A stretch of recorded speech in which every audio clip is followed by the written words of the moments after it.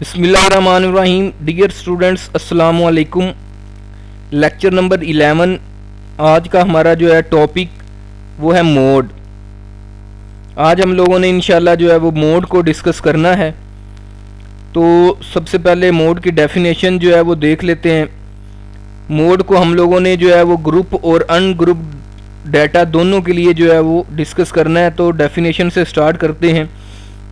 The most repeated value in the data is called mode, यानी कि आपके data में जो सबसे ज़्यादा रिपीट होने वाली वैल्यू है उसको आप जो है वो मोड कहते हैं। It is denoted by x hat. X hat से इसको जो है वो डिनोट किया जाता है। सपोज आपके डाटा में 5 जो है वो 10 टाइम रिपीट हो रहा है तो 5 उसका जो है वो डाटा का मोड बन जाएगा। अनग्रुप डाटा की बात कर रहे हैं हम, ठीक है जी। और अगर आपका जो है वो 5 जो है वो 11 टाइम रिपीट हो रहा है, 6 जो है वो 10 टाइम रिपीट हो रहा है, तो आपके डाटा में 2 मोड बन जाएंगे, ठीक है जी। एक से ज़्यादा भी मोड हो सकते हैं डाटा में। There may be no mode, no or more than one mode in the data. बाज़ दफ़ा ऐसा होता है कि आपके डाटा में कोई भी मोड जो है वो नहीं होता, ठीक है। बाज़ दफ़ा ऐसा होता है कि आपके डाटा में एक या एक से ज़्यादा मोड भी आ सकते हैं, ठीक है जी। If distribution has one mode it is called unimodal distribution, ठीक है। अगर आपके डाटा में एक मोड है तो आप उस डाटा को जो है वो यूनिमोडल डिस्ट्रीब्यूशन कहेंगे। If distribution has two mode it is called bimodal distribution, ठीक है जी। अगर आपके डाटा में 2 मोड है तो उस डाटा को आप जो है वो बाई मॉडल डिस्ट्रीब्यूशन कहेंगे। If distribution has 3 mode it is called try model distribution, ठीक है जी। अगर आपके डाटा में 3 मोड्स जो हैं वो आ गए हैं, यानी कि 3 ऐसी वैल्यूज़ हैं जो है वो मैनी टाइम्स जो है वो डाटा में रिपीट हो रही हैं, तो फिर उस डिस्ट्रीब्यूशन को आप ट्राई मॉडल जो है वो डिस्ट्रीब्यूशन कहेंगे। If distribution has more than 3 mode it is called जो है मल्टी मॉडल डिस्ट्रीब्यूशन, यानी कि अगर 3 या 3 से ज़्यादा आपकी ऐसी कोई वैल्यूज़ हैं जो डाटा में रिपीट हो रही हैं तो उसको आप जो है वो मल्टी मॉडल डिस्ट्रीब्यूशन कहेंगे। There is no mathematical formula to calculate mode for ungroup data, ठीक है जी। यानी कि आप लोगों ने जस्ट काउंटिंग करनी है, डाटा की वैल्यूज़ की काउंटिंग करनी है। अनग्रुप डाटा के लिए कोई भी जो है वो कोई स्पेसिफिक फार्मूला नहीं है मोड को फाइंड करने का। जस्ट आप अपने वैल्यूज़ को काउंट करें, जो भी वैल्यू ज़्यादा रिपीट हो रही है उसको जो है वो आप मोड कहेंगे। लेकिन ग्रुप डाटा के लिए इसका फार्मूला है। तो ग्रुप डाटा को जो है वो मोड किस तरह से कैलकुलेट करते हैं।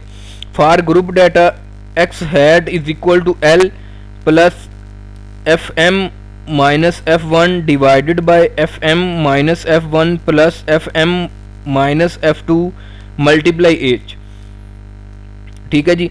ये फार्मूला जो है ये मोड का है फॉर ग्रुप डाटा, यानी कि अगर आपको ग्रुप डाटा प्रोवाइड किया गया है तो उसका आप जो है वो मोड फाइंड कर सकते हैं ये फार्मूला यूज़ करके। एल जो है वो आपके पास लोअर क्लास बाउंड्री होगी। उसके बाद एफ एम जो है आपके पूरे डाटा में जो सबसे हाईएस्ट फ्रीक्वेंसी होगी, ठीक है। फ्रीक्वेंसी के कॉलम में जो सबसे ज़्यादा बड़ी फ्रीक्वेंसी होगी उसको आप एफ एम कहेंगे।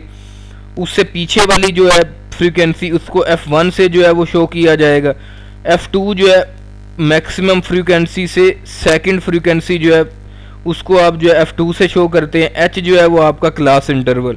इस तरह से आप जो है उसकी सारी की सारी वैल्यू जो है वो यहाँ से जो है वो ले सकते हैं। लेने के बाद आप इस जो है फार्मूला में उसको पुट करें तो आप आसानी से उसका जो है वो मोड फाइंड कर लेंगे। अच्छा जी, नेक्स्ट हमारे पास है mode can not be calculated by formula in the following case. बाद सिचुएशंस ऐसी जो है वो हमारे पास बन जाएंगी कि ये फार्मूला जो है वो आप कैलकुलेट नहीं कर सकते। वो कौन सी सिचुएशंस हैं? 3 तरह की सिचुएशन है जब आप मोड जो है फाइंड नहीं कर सकते ग्रुप डाटा का। फर्स्ट क्या है, if 2 classes have equal maximum frequency, ठीक है जी। अगर आपके डाटा में एक या एक से ज़्यादा फ्रीक्वेंसीज आ गई हैं और वो सेम है, बड़ी मैक्सिमम फ्रीक्वेंसी सेम है, ठीक है, तो उस सिचुएशन में आप जो है उसका मोड फाइंड नहीं कर सकते। सेकंड जो है, if frequency distribution has class that carries maximum frequency at extremity of the distribution.